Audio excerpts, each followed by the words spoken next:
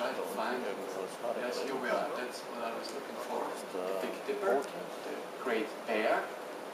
And by looking at this in this scaling, it tells us what happens to the constellations, even if we leave the solar system. It just stays the same, of course. So in order to make a change, we really would have to leave the solar system extremely. So we have to move away a couple light years. And now watch what happens to the star constellations.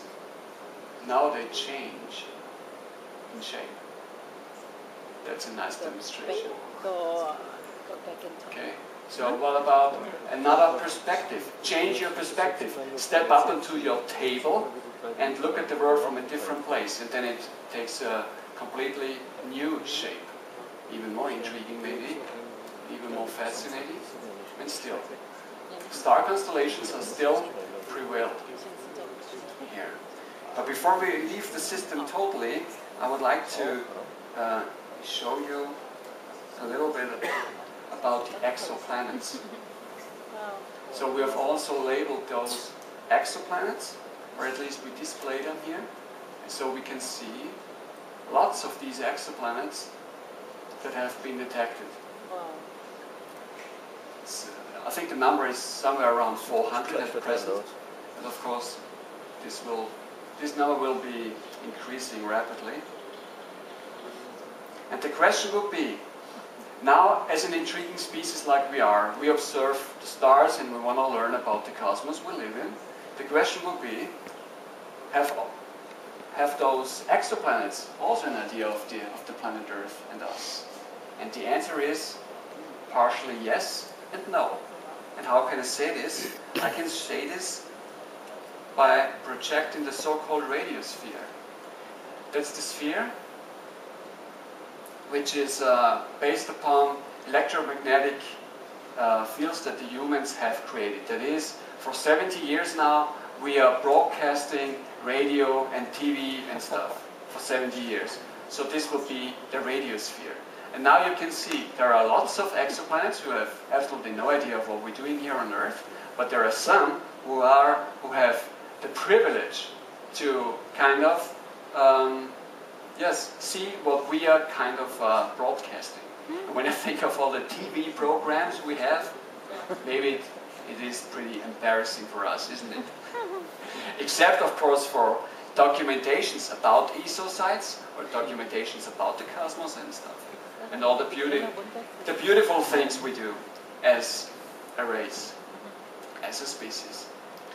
But the stars of the Big Dipper, they will have to wait a couple more years until they will get the sensation of the humans.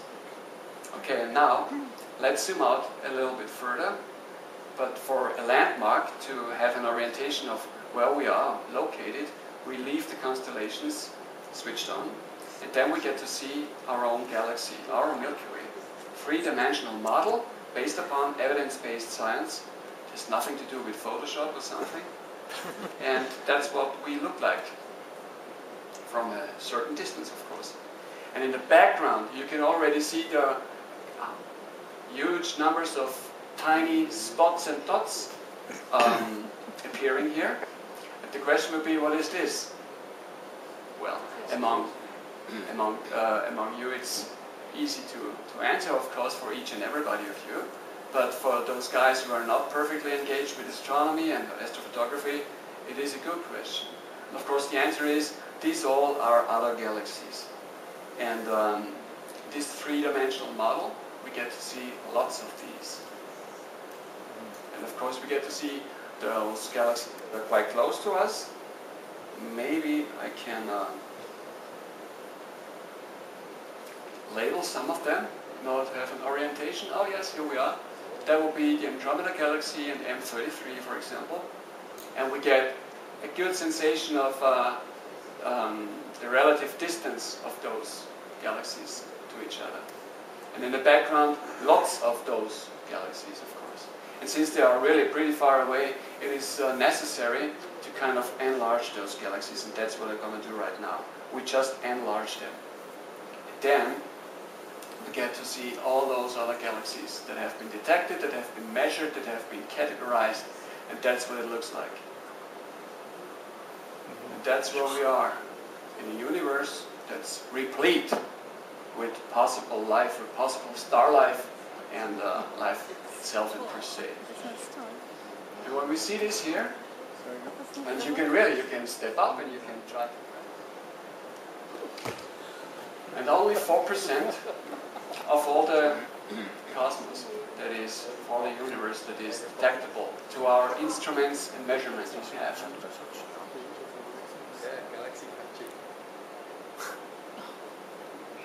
Certainly we can zoom out even further, get to the very border of what has been detected right now. And we will look at 15 billion years of creation in this universe right now, as we see the echo of the Big Bang. That will be the 15 billion years right now. So that's the edge of possible display. And let us maybe pick up another image that Carl Sagan told us. He took all those 15 billion years and squeezed it into one Earth year. And then we know, by what you do, what the professionals do, and what the professionals tell us, we kind of learned that our own galaxy showed up within the first days of January. And within the first week of September, the sun shined up, literally. And 1 week later, maybe, the Earth came into being.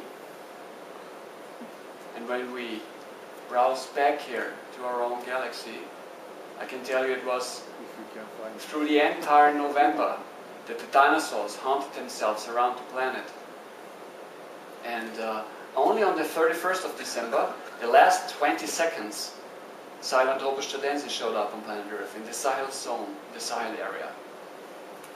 And all mankind that has been documented, like culture, be it a building, being something, a script or something, suits into a tenth of seconds.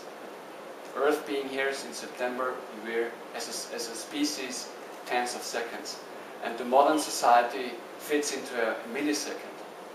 And one single life in this model fits into a myriad's part of a second. And before we go back to Earth, before we go for dinner, I would like to project the pathway of the sun. If I find it.